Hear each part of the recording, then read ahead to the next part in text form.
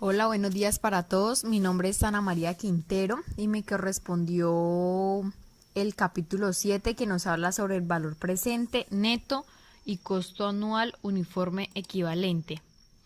El objetivo que nosotros tenemos antes en este capítulo es evaluar económicamente las diferentes alternativas de inversión y tomar las decisiones del caso sobre si es rentable o no una determinada inversión en una entidad.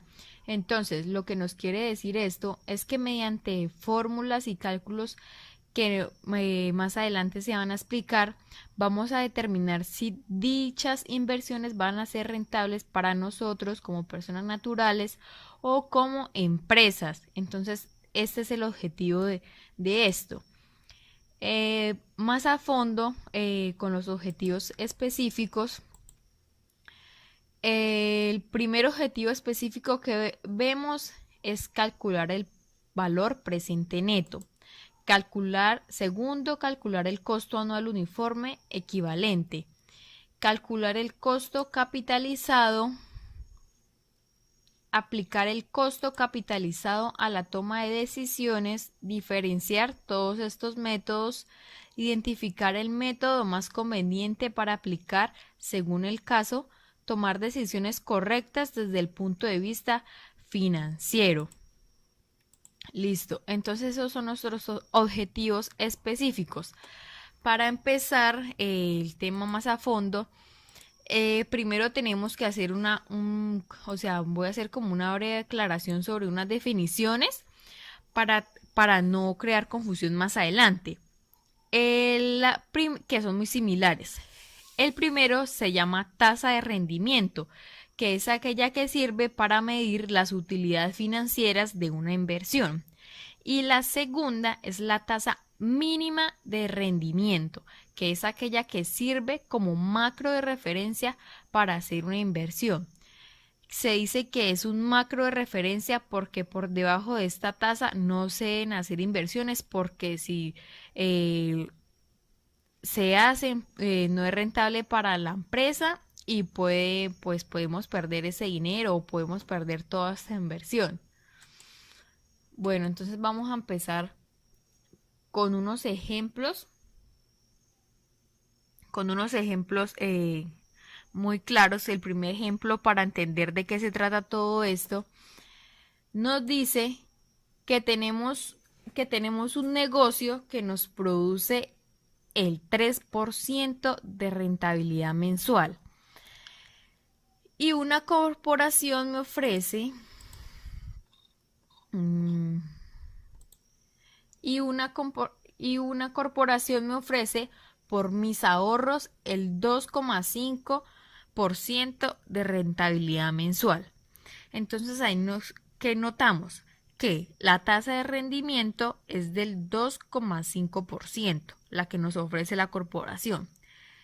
Y nuestra tasa mínima, que es la que nuestros negocios producen, es de 3%. Entonces notamos que no debemos invertir en esa corporación porque evidentemente vamos a ganar menos dinero mensual porque mi negocio me da el 3%. Entonces, ¿para qué invertir en una corporación que me va a ofrecer menos?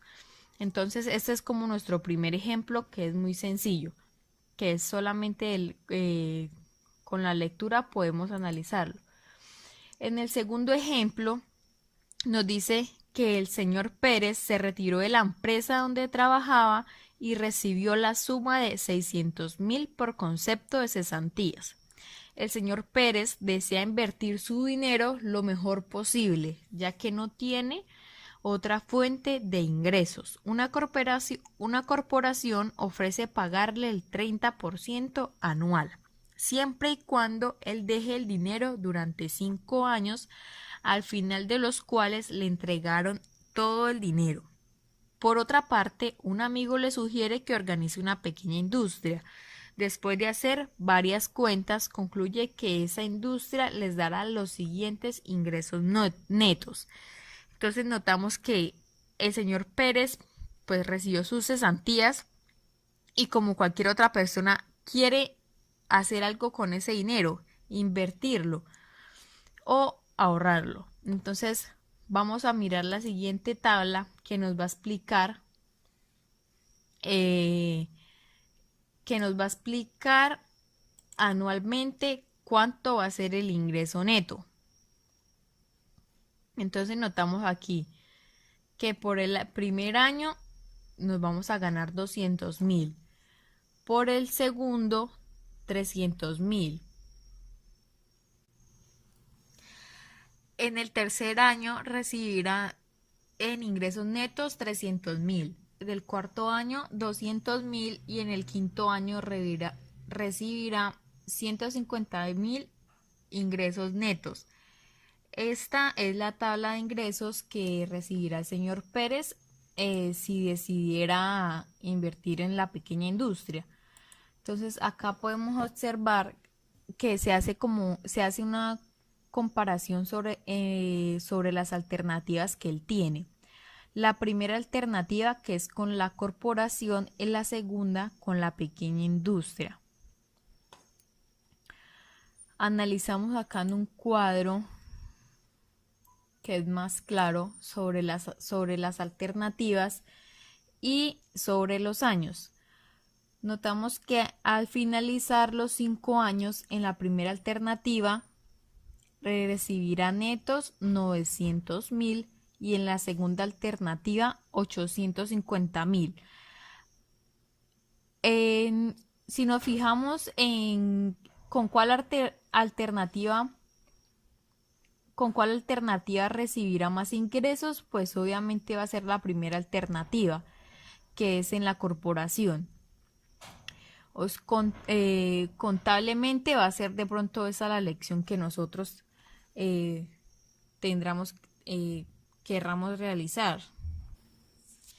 Esto es lo que cualquier persona elegiría porque ya se basa en el valor de ingresos mayor contablemente, pero entonces para darle solución a este problema tenemos que realizar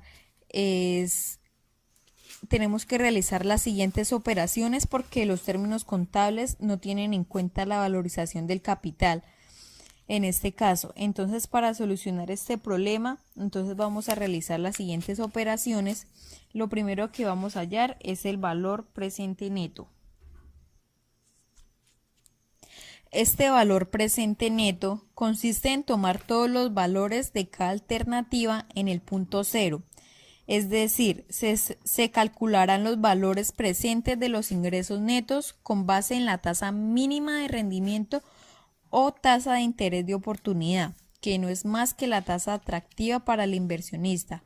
Esta tasa atractiva pues es lo que el inversionista se pone como mete como margen para poder ganar. Entonces vamos a resolver este problema con la primera alternativa. Entonces nos dice que el valor presente neto es igual a los 600.000, que es la inversión que él va a hacer inicialmente. Este valor presente neto de la primera alternativa nos da 80.678 pesos con 40 centavos. Y en la segunda alternativa, este valor presente neto nos da 134.976 pesos. Ya realizando eso, nos podemos dar cuenta que la decisión 2 es la mejor alternativa que el señor Pérez puede tomar.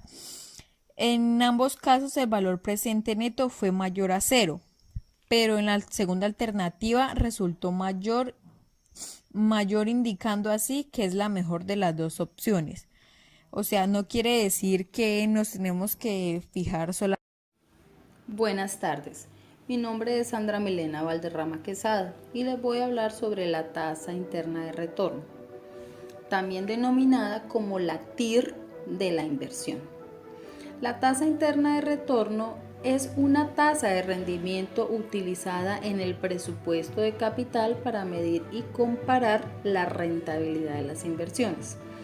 También se conoce como la tasa de flujo de efectivo descontado de retorno. La tasa interna de retorno es la tasa de interés a la que el valor actual neto de los costos y la inversión es igual al valor presente neto de los beneficios de la inversión. Se utiliza habitualmente para evaluar la conveniencia de las inversiones o proyectos. Cuanto mayor sea la tasa interna de retorno de un proyecto, más deseable será llevar a cabo el mismo. Es decir, es el porcentaje o la medida en porcentaje del beneficio o pérdida que tendrá una inversión. Es la medida de rendimiento futuro esperado de dicha inversión. En términos simples, diversos autores la conceptualizan como la tasa de descuento con la que el valor actual neto o valor presente neto es igual a cero. Para hallar esta medida, la TIR es una herramienta complementaria del valor presente neto. Sin embargo, puede suceder que las decisiones tomadas con base en el valor presente neto no sean congruentes con las tomadas con base a la tasa interna de retorno. Para ello, para esta medición, tenemos una fórmula muy sencilla, que es el valor presente neto es igual a la suma del tiempo de flujo de caja sobre la tasa de descuento. Esto nos va a dar el flujo neto efectivo. La TIR de una inversión es la medida geométrica de los rendimientos futuros esperados de dicha inversión. ¿Cómo calcular esa TIR? También se puede definir basándonos en los cálculos.